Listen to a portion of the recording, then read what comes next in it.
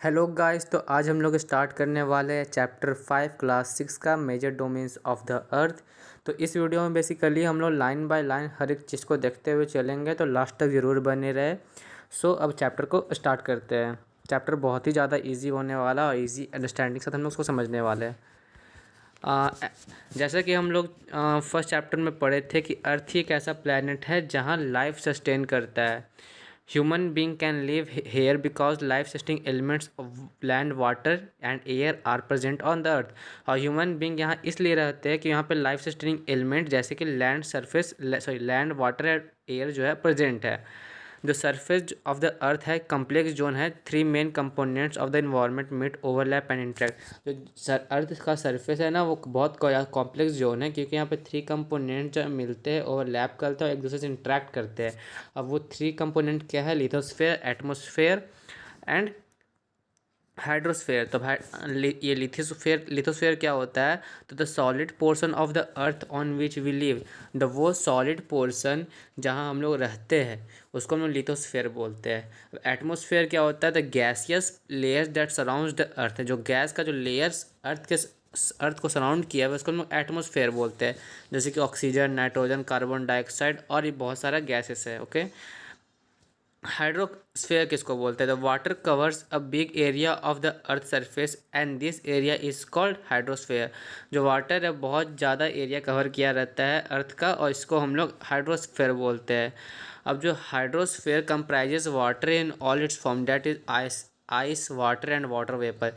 जैसे कि हाइड्रोस्फीयर जो है ना, वो वाटर को ऑल फॉर्म में कंसिडर करता है, आइस में भी कंसिडर करता है। जैसे कि कुछ जो अंटार्कटिका जैसी जो जगह है वहाँ पे आइस फॉर्म में वाटर होता है, और वाटर फॉर्म में जैसे ओशियंस और लेक्स में होते हैं, और वाटर वेपर में भी जो हम लोग हवा में रहता है। ओके।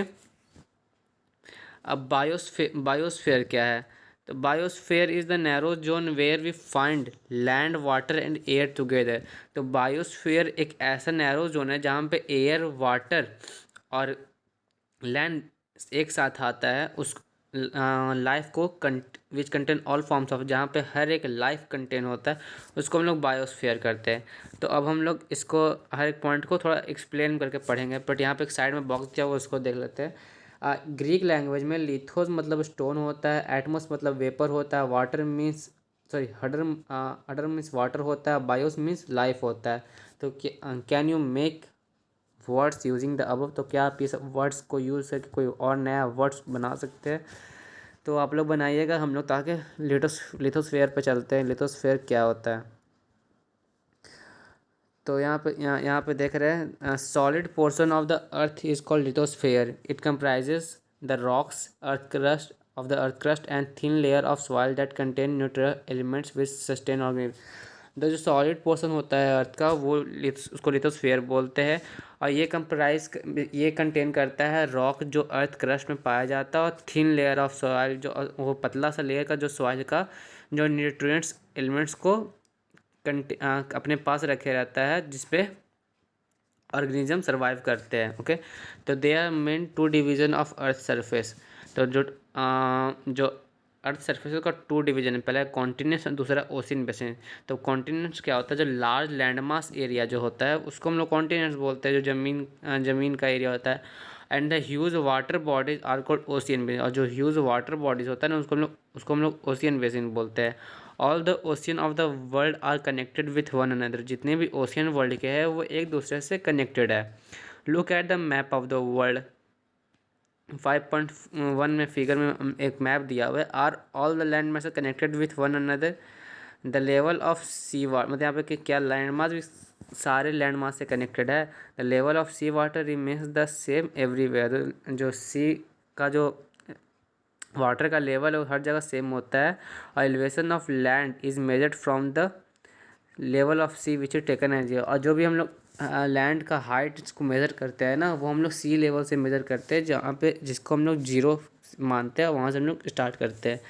अब ये देखिए, यही वो मैप दिया हुआ था जहाँ पे दिखाया हुआ कि सारा ओशियन, देखिए इंडियन ओशियन या Atlantic ocean, southern ocean, Pacific ocean, सारा ओशियन एक दूसरे से कनेक्टेड है। बट क्या यहाँ पे सारा कंटिनेंट कनेक्टेड है? तो नहीं। देखिए यहाँ पे ऑस्ट्रेलिया इधर एशिया से अलग हो जाता है, यहाँ से देखिए यूरोप और नॉर्थ अमेरिका के बीच में कोई कनेक्शन नहीं है। तो ऐसा वहाँ पे नहीं है। ओके, फिर बता रहा है कि द हाईएस्ट माउंटेन पीक जो है माउंट एवरेस्ट, इसका हाइट 8,848 मीटर है, जो अबव द सी लेवल से लिया गया है। ओके, द ग्रेटेस्ट डेप्थ जो हम लोग को जो जितना ज़्यादा सबसे ज़्यादा गहराई जो अर्थ पे है ना, वो मरियाना ट्रेंच है, जिसको जो पैसिफिक ओशियन में, और इसका जो डेप्थ का मेज़रमेंट है वो 11,022 मीटर्स है। आप लोग इमेजिन करिए कि कितना ज़्यादा डेप्थ है सी का, कि इसमें सोचिए कि माउंट एवरेस्ट का जितना हाइट नहीं है उतने उससे ज़्यादा इसका डेप्थ है, इसमें माउंट एवरेस्ट पूरा का पूरा डूब जाएगा। अब यहाँ पे हम कंटिनेंट्स के बारे में दिया हुआ है, तो there are 7 major continents. Okay, यहाँ पे 7 मेजर कंटिनेंट्स होता है। They are separated by large water bodies, जैसे कि जितने भी कंटिनेंट्स है वो लार्ज वाटर बॉडी से सेपरेट किया हुआ है। और कंटिनेंट्स का नाम है Asia, Europe, Africa, North America, South America, Australia and Antarctica. तो look at the map of the world figure 5.1 and notice that there are the part of land mass lies in the northern hemisphere. तो map देख ही लीजिएगा, वहाँ पे सारे continent को clear किया हुआ है, जैसे कि हम भी दिखा देते हैं आपको। जैसे कि ये देखिए, साउथ अमेरिका, नॉर्थ अमेरिका, ये आपका अफ्रीका, यूरोप, एशिया, और ये आपका हो गया यहाँ पे ऑस्ट्रेलिया, अंटार्कटिका।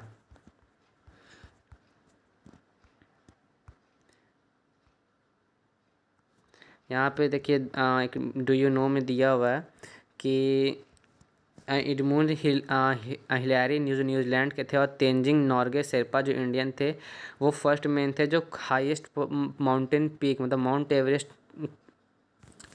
पे 29 में 1953 को चढ़े था। जुनको टैबे जापान के फर्स्ट वुमेन थी जो 16 मई 1975 में ये चढ़ी थी। और जो फर्स्ट इंडियन वुमेन है जो हाईएस्ट पीक मतलब माउंट एवरेस्ट के हाईएस्ट पीक पर चढ़ी थी 3 मई 1984 में, जिसका नाम था बछेंद्री पाल। और यहाँ पर हम लोग सारे कंटिनेंट्स को समझते हैं। एशिया जो सबसे बड़ा कंटिनेंट है और इंडिया भी इसी का पार्ट होता है। It covers the 1/3 of the total land area of the अर्थ। ये पूरा 1/3 लैंड एरिया जो है कवर कर लेता है। ये ईस्टर्न हेमिस्फेयर में ये कंटिनेंट है। The tropic of Cancer passes through this continent, और ट्रॉपिक ऑफ कैंसर है जो इससे पास करता है। Asia separated by Europe by Ural mountain, और एशिया और यूरोप के बीच में एक माउंटेन जिसको उराल माउंटेन कहते हैं वेस्ट में, जिससे ये दोनों सेपरेटेड रहता है। द कंबाइंड लैंडमास, और ये दोनों का कंबाइंड लैंडमास को यूरोसिया बोलते हैं, मतलब कि UER जो है यूरोप से लिया गया, एशिया जो है पूरा इसी का वर्ड है, जिसको हम लोग यूरेशिया बोलते हैं। अब यूरोप को देख लेते हैं। तो Europe is much smaller than Asia, Europe जो है ना वो एशिया से छोटा है। This continent lies to the west of Asia, ये एशिया के वेस्ट में है। आर्टिक सर्कल जो है इससे पास होता है। It is bound by water bodies on 3 side, 3 side से पानी से घिरा हुआ है। ओके, अफ्रीका जो है सेकंड लार्जेस्ट कंटिनेंट है एशिया के बाद। द इक्वेटर और जियोडेक latitude run almost through the middle of the continent, और जो इक्वेटर है वो इसके मिडल से क्रॉस करता है। Large part of Africa lies in the northern hemisphere, जो ज़्यादा बड़ा पार्ट है अफ्रीका का वो नॉर्दर्न हेमिस्फेयर में लाई करता है। हमने उसको फिगर में देख सकते हैं, जैसे कि ये हम लोग का अफ्रीका है। ओके, यहाँ से जो ये वाला लाइन क्रॉस हो रहा है ये हम लोग का ये अफ्रीका है। इसका सबसे ज़्यादा एरिया जो है ना, सबसे ज़्यादा एरिया ये हम लोग का नॉर्थ में है, और ये इक्वेटर क्रॉस है ये साउथ में है। ओके,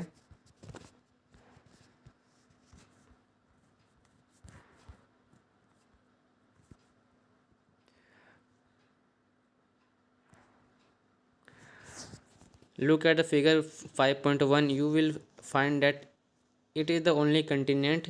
ये एक ऐसा पूरे कंटिनेंट में ऐसा अकेला कंटिनेंट है जिसमें से tropic of Cancer, equator, tropic of Capricorn, ये तीनों लाइन पास करता है।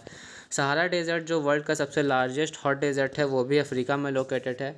ये कंटिनेंट जो होता है ऑल साइड्स ऑफ ओशियन और सी से घिरा हुआ है। अगर हम लोग वर्ल्ड मैप देखें 5.1 तो ये चीज़ हम लोग को देखने को मिल जाएगा। You will notice that the world longest Nile river, जो मतलब वर्ल्ड का सबसे लंबा रिवर जो नाइल रिवर है वो भी अफ्रीका में फ्लो करता है। Notice where the equator, tropic and tropic of Capricorn pass in the free. तो आप लोग मैप देखिएगा, वहाँ पे आपको ये दिख जाएगा कि तीनों लाइन जो है वहाँ पे क्रॉस करते हैं। और यहाँ पे नॉर्थ अमेरिका का देख लेते हैं। नॉर्थ अमेरिका जो है थर्ड लार्जेस्ट कंटिनेंट है वर्ल्ड का। ये जो है साउथ अमेरिका से लिंक करता है बाई एक नैरो स्ट्राइप से, जिसको हम लोग इस्थमस ऑफ पनामा बोलते हैं। The continent completely in the northern and western hemisphere, north और वेस्ट हेमिस्फेयर में है। 3 ओशियन है surrounded this continent. Can you name this ocean? तो यहाँ पे पूछ रहा है कि नॉर्थ अमेरिका जो यहाँ पे क्वेश्चन जो पूछ रहा है कि 3 ओशियन जो है ना वो इस कंटिनेंट को सराउंड करके रखता है, आप लोग उसका नाम दे सकते हैं। ऑब्वियसली अटलांटिक, पैसिफिक और आर्कटिक ओशियन है, जहाँ पे हम लोग इस फिगर में यहाँ पे देख सकते हैं कि ये जो आपका साउथ अमेरिका है, और इसको 3 ओशियन, यहाँ पे पैसिफिक है, यहाँ पे अटलांटिक और यहाँ पे आर्कटिक है, नाम छुपा हुआ है। देखिए आर्कटिक ओशियन, ये इसको हाइड किया हुआ है। ओके, अब साउथ अमेरिका को देख लेते हैं। साउथ अमेरिका जो है वो मोस्टली साउदर्न हेमिस्फेयर में लाई करता है। ये 2 ओशियन से सराउंड है, ईस्ट और वेस्ट से। The ends world longest mountain ranges, एक माउंटेन है वो नाम है एंड्स, वो सबसे लंबा माउंटेन रेंजेस है जो north to south in South America में है। और यहाँ पे वर्ल्ड का सबसे लार्जेस्ट रिवर अमेज़न है, वो भी यहीं पे पाया जाता है। यहाँ पे हम लोग देख सकते हैं कि इस तरह ये नॉर्थ अमेरिका है, साउथ अमेरिका है, यहाँ पे इस्थमस ऑफ पनामा है जो दोनों को कनेक्ट करके रखा हुआ है। अब हम लोग का एक continent Australia. Australia is the smallest continent that lies in the southern hemisphere. तो ऑस्ट्रेलिया जो है वो स्मॉलेस्ट कंटिनेंट है साउदर्न हेमिस्फेयर में लाई करता है। ये जो है सारे तरफ से ओशियन और सी से घेरा हुआ है, इसको हम लोग आइलैंड कंटिनेंट भी बोल सकते हैं। अंटार्कटिका कम्प्लीटली अंटार्कटिका जो पूरी तरह से साउदर्न हेमिस्फेयर में है, और ये बहुत ह्यूज कंटिनेंट है। The north pole lies almost at the centre of this continent. South pole जो है ना वो ऑलमोस्ट लाइक करता है इस कंटिनेंट के सेंटर पे। As it location in the southern polar region, it is permanent covered with thick ice sheets. They are no permanent human settlements. अब जैसा कि साउदर्न पोलर रीजन में सिचुएटेड है, तो ये बहुत ज़्यादा थिक शीट से कवर रहता है, और यहाँ परमानेंट ह्यूमन सेटलमेंट नहीं है। में बहुत सारी कंट्रीज के सिर्फ रिसर्च सेंटर्स हैं अंटार्कटिका में। इंडिया के भी रिसर्च सेंटर है, जैसे कि मैत्री और दक्षिण गंगोत्री। अब हम लोग का लिथोस्फीयर का पार्ट खत्म हुआ। अब हम लोग यहाँ पे देखते हैं हाइड्रोस्फीयर क्या होता है। तो the earth is also called blue planet. तो अर्थ को हम लोग ब्लू प्लानट भी कहा जाता है। यहाँ पे मोर देन 71% ऑफ द अर्थ जो है ना वो वाटर से कवर है, 29% है जो आइस से। Hydrosphere consist of water in all it's form. तो जैसा कि हम लोग पहले ही पढ़े थे, जो हाइड्रोस्फीयर है ना वो वाटर को और सारे फॉर्म में कंसिस्ट करता है। As running water in ocean, rivers, lakes, ice in glaciers, underground water, the water vapour in atmosphere, ये सब जो है ना वो हाइड्रोस्फीयर जो है अपने अंदर कंप्राइज करके रखता है। The more than 97% of the earth water is found in the ocean and is too salty for human use. तो 97% जो अर्थ का वाटर है ना वो ओशियन का है, ये बहुत ज़्यादा सॉल्टी होता है ह्यूमन यूज़ करने के लिए। अब ये सॉल्टी क्यों होता है? क्योंकि यहाँ पे जितने भी ओशियंस में वाटर डिस्चार्ज होते हैं ना वो सारे रिवर्स और नदियों और सीज से डिस्चार्ज होते हैं, जो हिमालय बहुत सारे पहाड़ों से निकलता है। सब सेडिमेंट्स कैरी करते रहता है, कैरी करते करते बहुत सारे सेडिमेंट्स कैरी होकर कहीं सॉल्टी हो जाता है। A large portion of the rest of the water is form in the ice and glacier. और बाकी का जो 2.5% बच रहा है ना उसमें भी आइस और ग्लेशियर्स और अंडरग्राउंड वाटर है, जिसमें बहुत कम परसेंटेज होता है फ्रेश वाटर जो ह्यूमन यूज़ कर सकता है।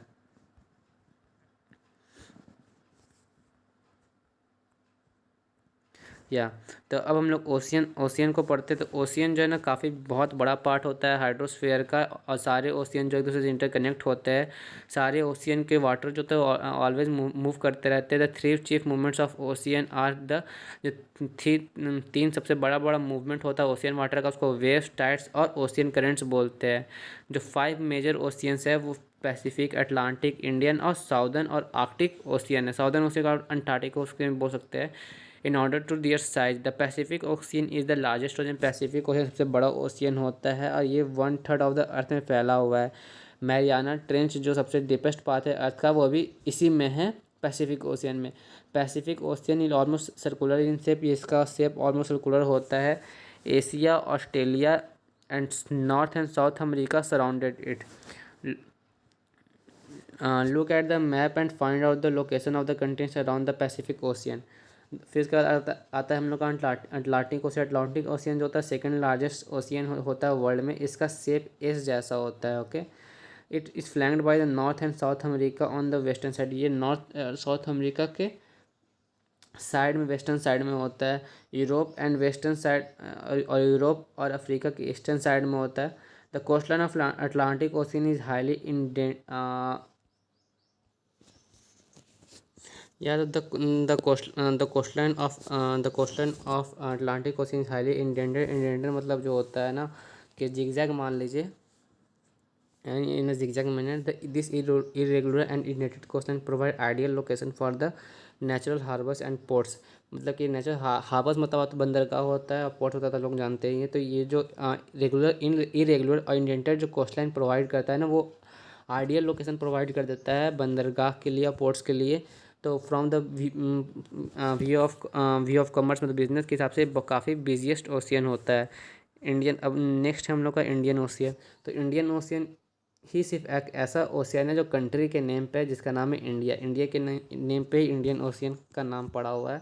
The shape of ocean is almost triangular. इसका शेप ट्रायंगुलर होता है। In the north is bound by Asia, in the west by Africa and the east by Australia. The Southern ocean encircles the continent of Antarctica. जो साउदर्न ओशियन जो है ना वो सर्कल करता है कंटिनेंट ऑफ अंटार्कटिका तक एंड एक्सटेंड करता है northward 60 degree and south latitude. Okay, आता है हम लोग का आर्कटिक ओशियन। तो आर्कटिक ओशियन जो है ना is located within the Arctic circle that and surround the north pole. तो आर्कटिक ओशियन है ना वो आर्कटिक सर्कल के अंदर में ही है और जो नॉर्थ पोल है उसको सराउंड करता है। It is connected with the Pacific ocean by a narrow stretch of shallow water known as Bering strait. ये पैसिफिक ओशियन से कनेक्ट है एक बहुत पतले से सैलो वाटर, बहुत पतले से कनेक्शन से, जिसको हम लोग बेरिंग स्ट्रेट बोलते हैं। It is bound by northern coast of South America and Eurasia. ये नॉर्दर्न कोस्ट नॉर्थ अमेरिका और यूरेशिया के पास भी बाउंड किया हुआ है। अब हम लोग का ये भी ख़त्म हो गया, हाइड्रोस्फेयर लिथोस्फेयर ख़त्म हो गया है। अब हम लोग देखते हैं एटमोसफेयर को। The earth is surrounded by layer of gas is called atmosphere. The thin blanket of air is an integral and important aspect of planet. It provides us that air we breathe and protect us from the harmful effect of the sun rays। तो जैसा कि अर्थ जो है वो एक layer से surrounded है, gas का लेयर से सराउंडेड, जिसको हम लोग एटमोसफेयर बोलते हैं।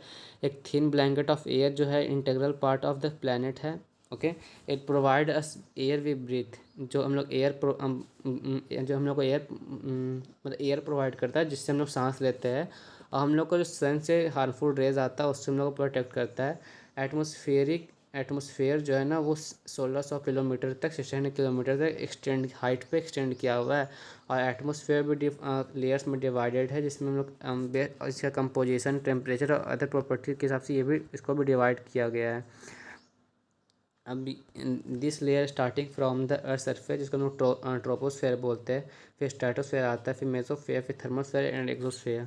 Okay, the atmosphere is composed mainly of oxygen, nitrogen and oxygen which makes them 99% of clean dry air. Nitrogen 78%, oxygen 21% and other gases like carbon dioxide, argon and others comprise only 1% of वायर volume. मतलब कि इतना इतना percent में सारे gas जो है atmosphere contain करता है। Oxygen is the breath of life मतलब ऑक्सीजन जो होता है ना वो सांस लेने में मदद करता है। While nitrogen helps in the growth of living organism. और जो नाइट्रोजन है वो किसी भी लिविंग ऑर्गेनिज्म को ग्रो करने में हेल्प करता है। Carbon dioxide through present in a minute amount is important at absorb heat radiated by the earth. और कार्बन डाइऑक्साइड बहुत कम अमाउंट में पाया जाता है, बट ये भी इम्पॉर्टेंट है क्योंकि ये जो अर्थ है ना उस जो सन का जो लाइट आता है ना उसको अब्जॉर्ब करने में हेल्प करता है। इसकी वजह से प्लांट गर्म रहता है, तो यही प्लांट की ग्रोथ के लिए एसेंशियल है। The density of the atmosphere varies with the height. जो मतलब कि एटमोसफेयर का घनत्व है वो हाइट के अकॉर्डिंग वेरीज करते रहता है। It is a maximum at sea level and decreases as we go up। जो घनत्व है ना वो मैक्स सी लेवल पे बहुत ज़्यादा होता है डेंसिटी, और जैसे जैसे हम लोग ऊपर जाते रहते हैं वो डिक्रीज होता रहता है। You know the climbers experience problem in breathing due to decrease in the density of air. तो डेंसिटी एयर का जो हम लोग जैसे कि मतलब कि climbers experience problem in breathing due to decrease. अब डेंसिटी ऑफ एयर जो है डिक्रीज होते रहता है, इसलिए जो क्लाइंबर्स होते हैं ना उनको सांस पहाड़ जो माउंटेन्स पे चढ़ते हैं उनको सांस लेने में प्रॉब्लम होता है, इसलिए वो एक ऑक्सीजन सिलेंडर कैरी करते हैं जिससे हम लोग हाइट पे भी सांस ले सके। The temperature also increase as we go upward. जैसे जैसे हम लोग ऊंची सी लेवल से ऊपर जाते रहेंगे टेम्परेचर भी डिक्रीज होता है। Atmosphere exert pressure on the earth. Atmosphere जो है ना प्रेशर एग्जर्ट करता है हेड पे, ये हर जगह अलग अलग होता है। कोई जगह काफ़ी हाई प्रेशर एक्सपीरियंस करता है, कोई बहुत लो प्रेशर एक्सपीरियंस करता है। Air moves from high pressure to low pressure area, moving air is known as wind.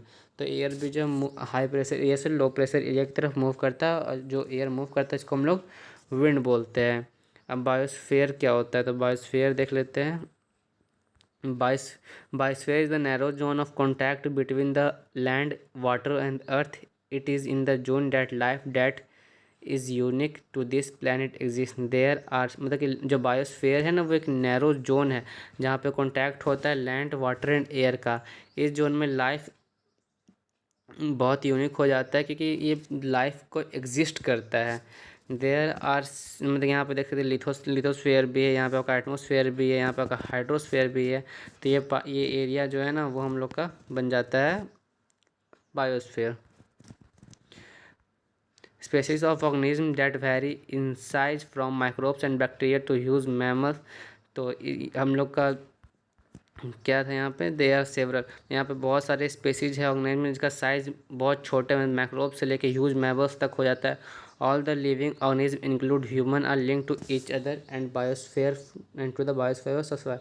और जितना भी लिविंग ऑर्गेनिज्म है इंक्लूडिंग ह्यूमंस को इंक्लूड किया हुआ, सारे एक दूसरे से लिंक किया हुआ है सर्वाइवल के लिए। The organism in the biosphere में broadly be divide into plant kingdom and the animal kingdom. यहाँ पे जो है ना बायोस्फेयर में जो जितने भी लिविंग ऑर्गेनिज्म है उनको हमने दो किंगडम में डिवाइड कर दिया, प्लांट किंगडम और एनिमल किंगडम में। The three domains of the earth interact with each other and affect each other in some way और द अदर्स। जो three domains of the earth है जिसको हम लोग पढ़े, लिथोस्फेयर, हाइड्रोस्फेयर और एटमोसफेयर, वो इंटरेक्ट करता है एक ईच अदर में और सबको अफेक्ट भी करता है। ओके, फिर यहाँ पे हम लोग पढ़ते for example cutting of forest for fulfilling our needs of wood और clearing land for agriculture lead to fast removal of soil from slopes. Okay, तो हम लोग जैसे कि पेड़ को काटते हैं अपना नीड्स को फुल करने के लिए और जो लैंड को क्लियर करते हैं एग्रीकल्चर के लिए, वो इससे क्या होता है कि जो सॉइल का जो स्लोप होता है वो रिमूव करना स्टार्ट कर जाता है। सीनरी अर्थ सरफेस में भी change due to natural calamity. तो उसके कारण क्या होता है कि जो अर्थ सरफेस भी चेंज होता है नेचुरल कैलमिटीज़ के कारण। जैसे अर्थक्वेक आता है तो जो अर्थ सरफेस वो चेंज होता है। For example there could be submergence of land as happened in the case of tsunami. जैसे सुनामी आता है तो उसमें अर्थ जो है ना वो जो लैंड होता है कुछ पार्ट का वो सब डूब जाता है। Recently parts of Andaman and Nicobar island में सबर्ज अंडर वाटर। जो कुछ रिसेंटली न्यूज़ आया था कि जो पार्ट्स है अंडमान एंड निकोबार आइलैंड का वो वाटर में सबमर्ज कर गया है। Discharge of waste material into lakes and rivers make the water unsuitable for human use. हम लोग जो डिस्चार्ज वेस्ट कर देते हैं लेक्स और रिवर्स में, उससे क्या होता है कि वाटर ह्यूमन इसके लिए बेकार हो जाता है। It also other damage other form of life. जैसे कि हम लोग अगर कोई भी नदी में अगर वहाँ पे ऑर्गेनिज्म, नदी में भी तो ऑर्गेनिज्म रहता है जैसे फिशेस हो गया, बैक्टीरिया हो गया। तो अगर हम लोग वहाँ पे वेस्ट डिस्चार्ज करेंगे तो जो वहाँ पे लिविंग ऑर्गेनिज्म रहते हैं उनका भी तो लाइफ को प्रॉब्लम क्रिएट होगा और उन लोग भी का भी डेथ हो सकता है। Emission of industry from thermal power plant and vehicles pollute the air. और जो इंडस्ट्रीज और थर्मल पावर प्लांट और व्हीकल्स जो एयर को पॉल्यूट कर रहे हैं। Carbon dioxide is important constitute of air. Carbon dioxide भी एक एयर का इंपॉर्टेंट पार्ट है, बट इसका इंक्रीज हो जाना ये सही नहीं होता है। इससे जो होता है ग्लोबल टेम्परेचर इंक्रीज कर जाता है जिसको हम लोग ग्लोबल वार्मिंग बोलते हैं। There is Dhas so there is thus a need to limit the use of resources. तो हम लोग को अपन जो रिसोर्सेज अर्थ का उसको लिमिट में यूज़ करना चाहिए कि जिससे क्या हो कि मेंटेन द जिससे हम लोग का जो बैलेंस है वो नेचर और लिथोस्फेयर एटमॉस्फेयर और हाइड्रोस्फेयर के बीच में जो बैलेंस बना रहे हैं। तो आई होप आप लोग को ये चैप्टर समझ में आ गया होगा। नेक्स्ट चैप्टर हम लोग नेक्स्ट वीडियो में डिस्कस करेंगे। तो किसी प्रकार क्वेरीज हो तो आप लोग कमेंट बॉक्स में ज़रूर बताएं। That's all, thank you.